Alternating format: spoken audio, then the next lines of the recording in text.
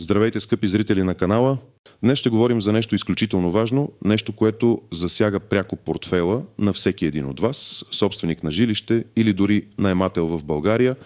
Има една промяна, която влиза в сила буквално след броени дни от 1 май и ако не сте информирани за нея, рискувате да продължите да плащате пари, които вече не дължите. Това е критично важна информация, която всеки трябва да знае, за да не бъде измамен или просто да пропусне възможността да спести значителни суми. Затова ви призовавам веднага да се абонирате за канала, ако още не сте го направили, и да оставите един палец нагоре, за да достигне това видео до максимален брой хора. Нека веднага да навлезем в същината на проблема, без излишни уговорки. До сега, дълги години наред, много български домакинства са били задължени да заплащат една такса, която често е била обект на дебати, неразбирателство и дори негодувание. Говоря за така наречената такса за поддръжка и развитие на локална жилищна инфраструктура. Тази такса, макар и често да е била прикрита под различни наименования в квитанциите за комунални услуги или като отделен ред в общите сметки за етажна собственост, по същество представляваше едно допълнително месечно или годишно плащане, предназначено уж за поддържане на общинската инфраструктура в жилищните райони, като улично осветление, зелени площи около блоковете, детски площадки, асансьорни инспекции в по-стари сгради и други подобни общи дейности. Тя беше въведена като допълнение към данъка за имот и таксата за битови отпадъци в много общини, мотивирана с недостига на средства за адекватно поддържане на градската среда. Практиката показваше, че често размерът й беше непрозрачен, а услугите, за които уж се събираше, не винаги бяха адекватно предоставени или бяха дублирани от други общински дейности.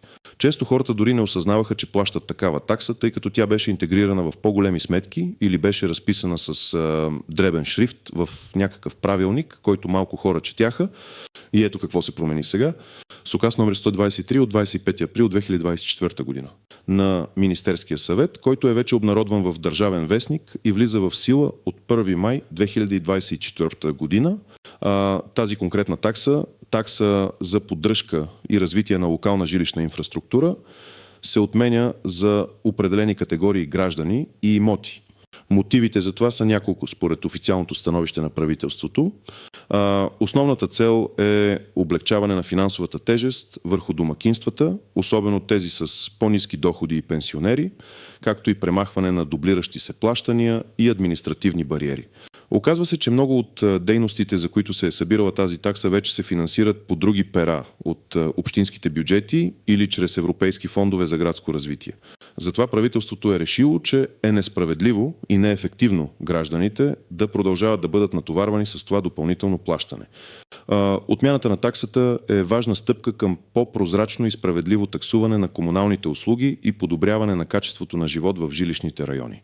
Това не е просто някаква козметична промяна, а дългоочаквано облекчение за хиляди български семейства. Нека сега да разгледаме в детайли какво точно трябва да знаете, кой трябва да се притеснява и кой може да бъде спокоен. Най-важното е да запомните точното наименование на отменената такса. Такса за поддръжка и развитие на локална жилищна инфраструктура. Ако в миналото сте забелязвали подобно наименование в вашите квитанции, без значение дали е било месечно, тримесечно или годишно плащане, то е много вероятно тази промяна да ви касае пряко. Кой трябва да се притеснява? Трябва да се притесняват тези, които не са информирани и поради инерция или липса на информация ще продължат да заплащат тази такса след 1 май. Също така трябва да се притесняват доставчиците на услуги и общинските администрации, които трябва да пренастроят своите системи за таксуване и да информират адекватно гражданите. Кой не трябва да се притеснява? Не трябва да се притесняват тези, които никога не са заплащали тази конкретна такса, защото тя не е била прилагана във всички общини или за всички видове имоти. Също така не трябва да се притесняват тези, които са добре информирани и ще предприемат нужните стъпки, за да спрат плащанията. Нека да онагледим с няколко конкретни примера от реалния живот.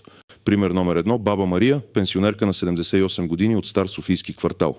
Тя живее в панелен блок от 70-те години. В продължение на години баба Мария е плащала по 8 лева на месец. 96 лева годишно като вноска за фонд поддръжка общински обекти. Така е било изписано в бележката, която е получавала от местната общинска фирма, отговаряща за поддръжката на общите части на квартала. Тази сума, макар и да не изглежда огромна на пръв поглед, представляваше значителна част от скромната и пенсия, особено на фона на постоянно нарастващите разходи за храна и лекарства. За баба Мария тези 96 лева годишно са разходът за няколко основни хранителни продукта или за една месечна доза от жизнено важни лекарства. Тя е била напълно изрядна и е плащала редовно, без да поставя под съмнение основанието. От 1 май, съгласно новия указ, баба Мария е изцяло освободена от това плащане. Тези 96 лева годишно остават в нейния бюджет, а ако тя продължи да ги плаща по инерция, това ще бъде напълно излишно и тя ще бъде ощетена. Това е съществено облекчение за нея. Пример номер 2. Семейство Петрови, млади хора с 2 деца, които живеят в новопостроен затворен комплекс в Пловдив. Те винаги са плащали такса за поддръжка на комплекса, която покриваше охрана, почистване, озеленяване и ремонти на общите части на сградата и прилежащата й територия. Тази такса се управлява от фирмата, поддържаща комплекса и не е свързана пряко с общински такси. Семейство Петрови никога не са имали отделен ред за такса за поддръжка и развитие на локална жилищна инфраструктура в техните сметки, тъй като техният комплекс е частна собственост и се управлява по различен начин. За тях новата промяна не носи пряко финансово облекчение, защото те не са били обект на отменената такса. Това е важен момент. Не всяка такса за поддръжка е тази, която се отменя. Пример номер 3. Господин Димитров, собственик на малък магазин за хранителни стоки на партера на жилищна сграда във Варна. Той е и собственик на апартамент в същата сграда.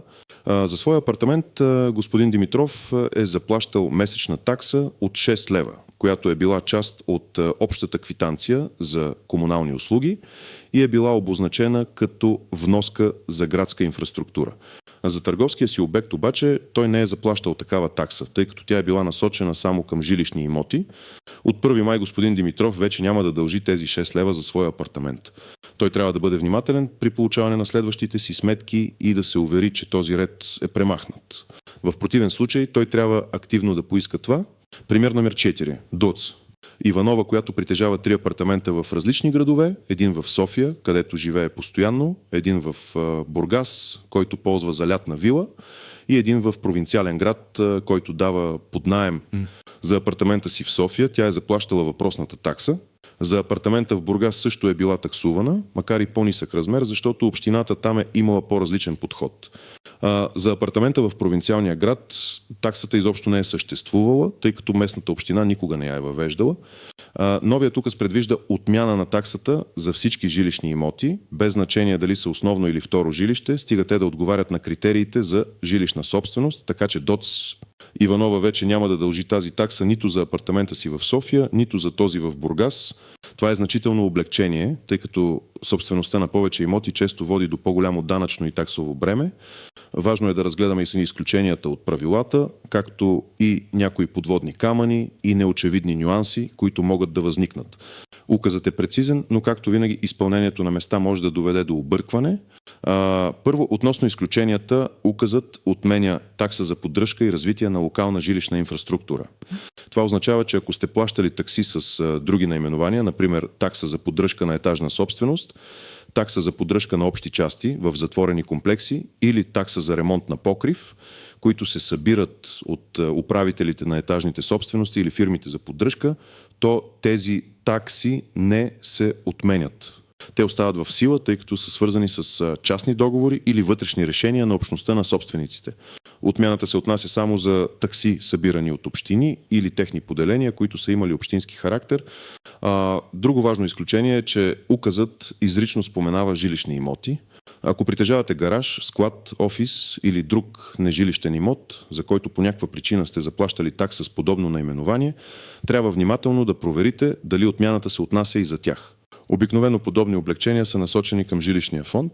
Също така в някои редки случаи указът може да има специфични обхвати, например да не се отнася за имоти, които са с променен статут, или за новостроящи се обекти, които все още не са въведени в експлоатация и съответно не са били включени в базата данни за таксуване, Второ, подводни камъни. Най-големия подводен камък е инерцията. Много общински фирми или администрации, които са събирали тази такса, може да не успеят да пренастроят своите системи за таксуване на време или просто да разчитат на незнанието на гражданите. Не е изключено през май да получите квитанция, в която таксата все още да фигурира. Това е мястото, където вашата информираност е ключова. Ако видите такъв ред, не го плащайте. Друг подводен камък е липсата на достатъчна обществена информираност. Държавният вестник не е най-четеният източник на информация за обикновените граждани. Затова е важно вие да разпространите тази информация. Съществува и риск от различно тълкуване на указа от страна на различните общини. Въпреки че той е на национално ниво, някои местни администрации могат да се опитат да го интерпретират по начин, който запазва част от приходите им под друго наименование. Бъдете бдителни и настоятелни.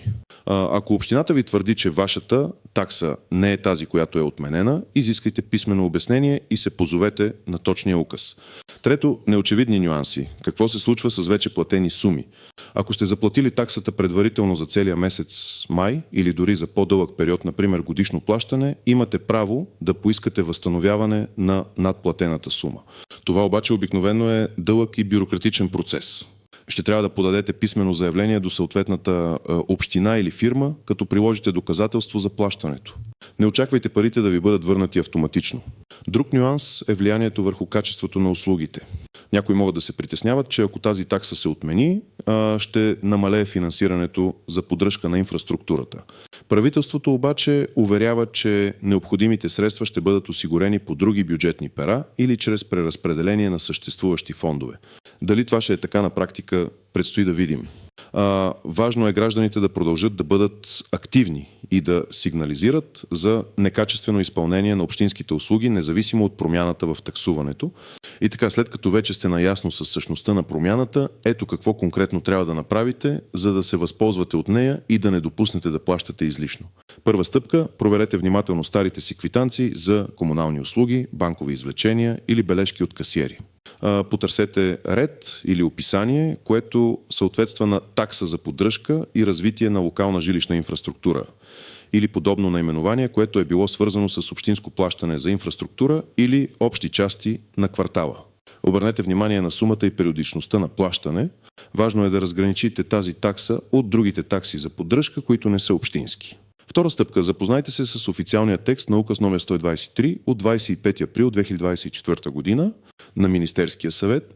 Можете да го намерите на уебсайта на Държавен вестник или на официалния портал на Министерския съвет. Прочетете внимателно кои категории имоти и граждани попадат под обхвата на отмяната. Това е важно, за да сте сигурни, че вашият конкретен случай е включен. Разпечатайте си копия на указа или го запазете на телефона си. Трета стъпка. Определете дали вашият имот и вашата ситуация съответстват на критериите за отмяна. Ако живеете в жилищен имот и сте плащали такса с такова наименование на община или общинско дружество, то най-вероятно вие сте пряко засегнати от промяната. Не се колебайте, ако имате дори и най-малкото съмнение, по-добре е да действате активно. Четвърта стъпка. Свържете се с организацията или институцията, която ви е таксувала до момента.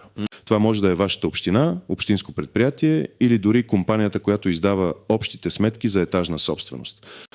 Задайте им конкретен въпрос. С оглед на указ номер 123 от 25 април 2024 година, отменен ли е редът за такса за поддръжка и развитие на локална жилищна инфраструктура за моя имот с адрес, посочите точния си адрес, изисквайте ясен и недвусмислен отговор. Носете със себе си лична карта, документ за собственост на имота, нотариален акт и предишни квитанции, на които е упомената таксата. Пета стъпка. Ако през май или след това получите квитанция, в която таксата все още фигурира, не я плащайте. Вместо това подайте писмено възражение или жалба до съответната институция.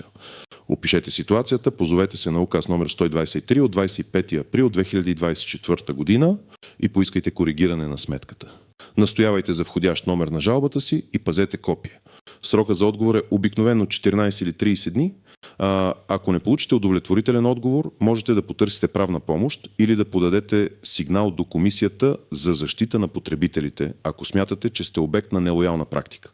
Шеста стъпка. Ако сте заплатили таксата за май или за по-дълъг период предварително, незабавно подайте писмено заявление за възстановяване на надплатената сума, приложете копия от указа и доказателство за плащане, посочете банкова сметка, по която да ви бъдат преведени парите.